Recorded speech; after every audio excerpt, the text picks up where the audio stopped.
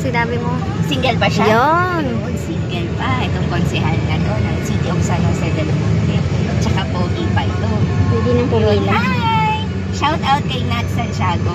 Ay, teka lang, bago ko pala siya ipapakilala, magsha-shout out muna ako. Bago ko makalimutan kasi nagpapa-shout out si yung chairman namin sa Team BBM 2022, si Chairman Herbert Antonio Martinez.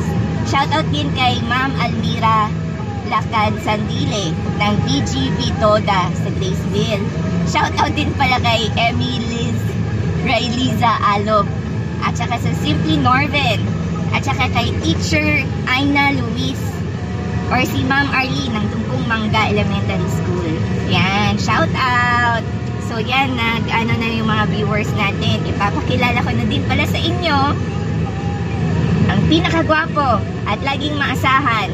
At saka kung may tanong kayo at saka may kailangan kayo, mabilis na malapitan si Consihal Oliver Robes.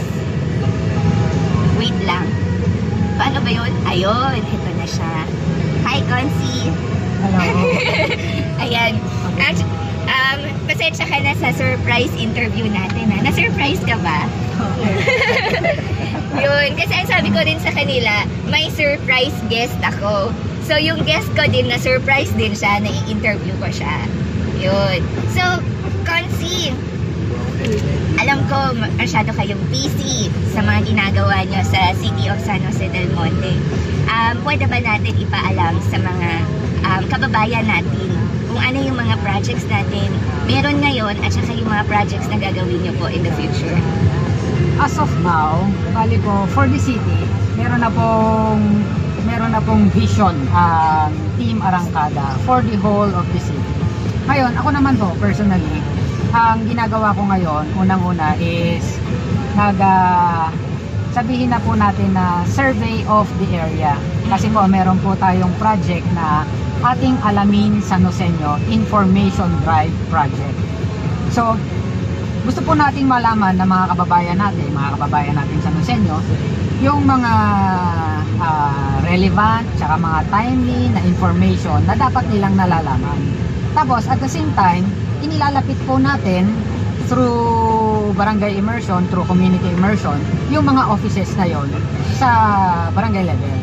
Kagaya lang po ng SSS San Jose del Monte, palagi po natin silang kausap.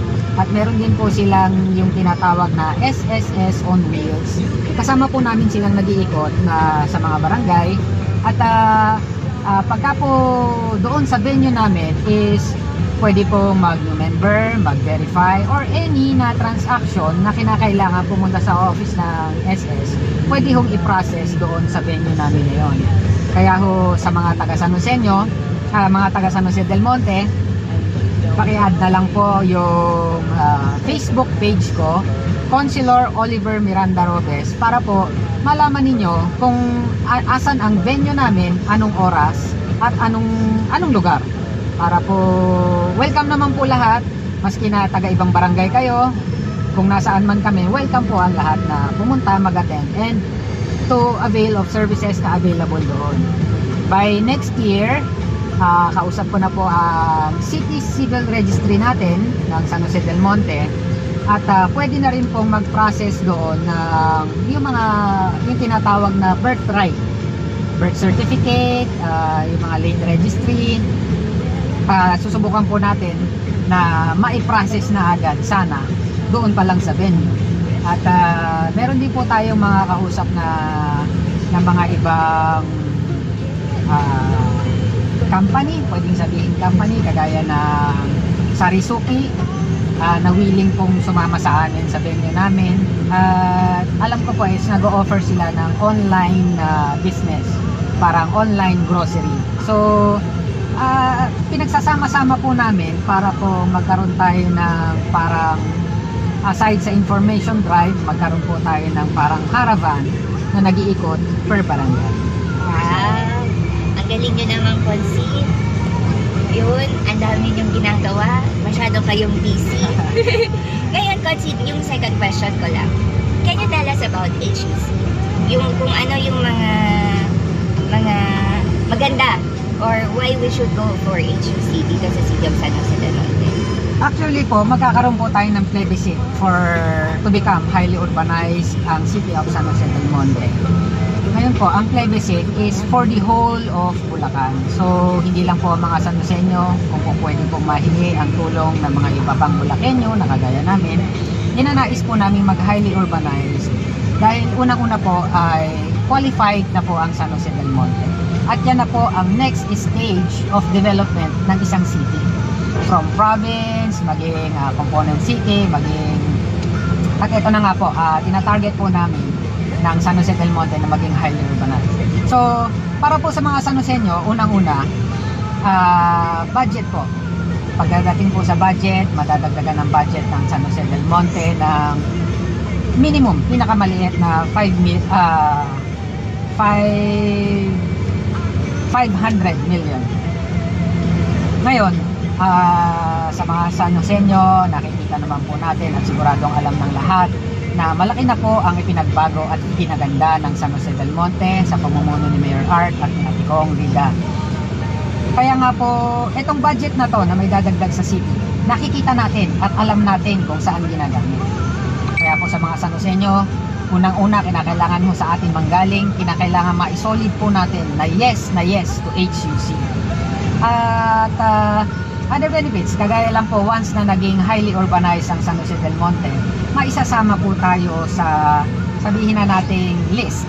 Yung list na yan po ang tinitignan ng mga big time players, ng mga investors at yung mga companies na willing na mag-invest sa isang lugar. Meron mo silang tinitingnan na listahan. Once na naging HUC ang San Jose del Monte, maisasama po tayo doon. So magkakaroon po na maraming opportunities, mas lalo na dito sa atin sa San Jose del Monte. Pwera pa po yung spillover, mas lalo na kung malapit-lapit po ang inyong bayan dito sa San Jose del Monte.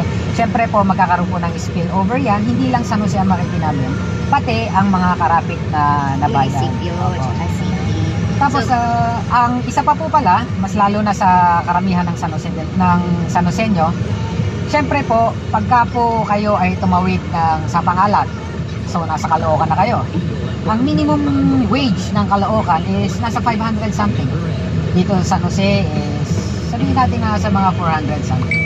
So once na nag-highly urbanized tayo, siyempre ang minimum wage is tataas pa. So yan po ang mga pwede nating asahan once na nag-highly urbanized ang San Jose del Monte. Wow, napakaganda pala ng beneficio, no? Pag maging highly urbanized city na ang San Jose del Monte. Ngayon, kuya, invite naman natin yung mga kasamahan natin at saka kababayan na San Joseño sa ating activity today. Tonight pala, sorry. Tonight, handito po tayo sa Tanglawan Festival. Ito pong part ng Tanglawan na to is yung Ginuman.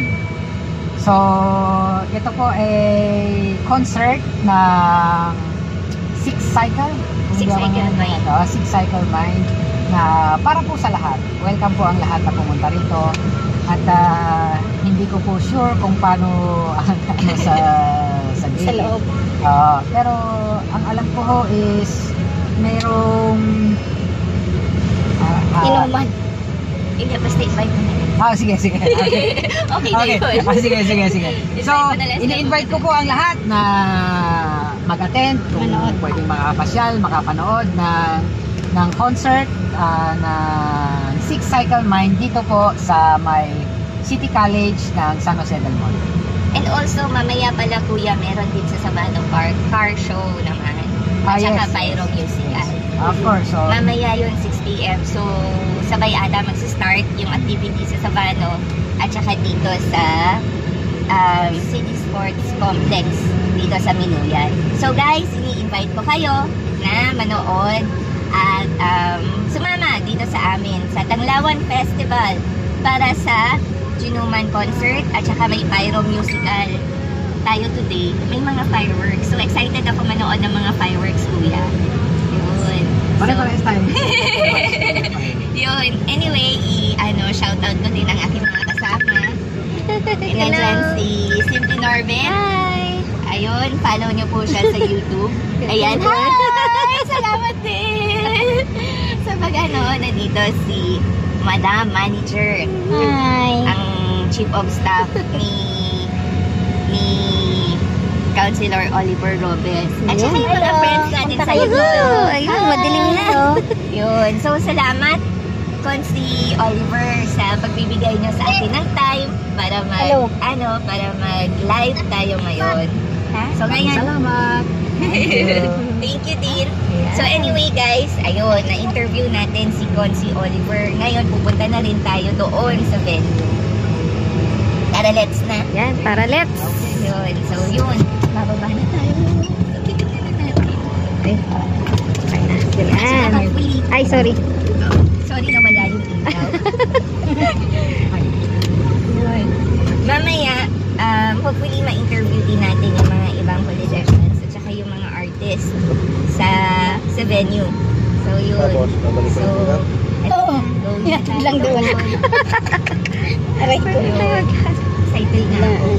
Anyway, shout out sa mga nanonood sa akin ngayon, kay Nat Santiago, sa aking best friend na taga Zamboanga City, na gustong-gusto niya rin bumisita dito sa atin sa City of San Jose del Monte. Okay.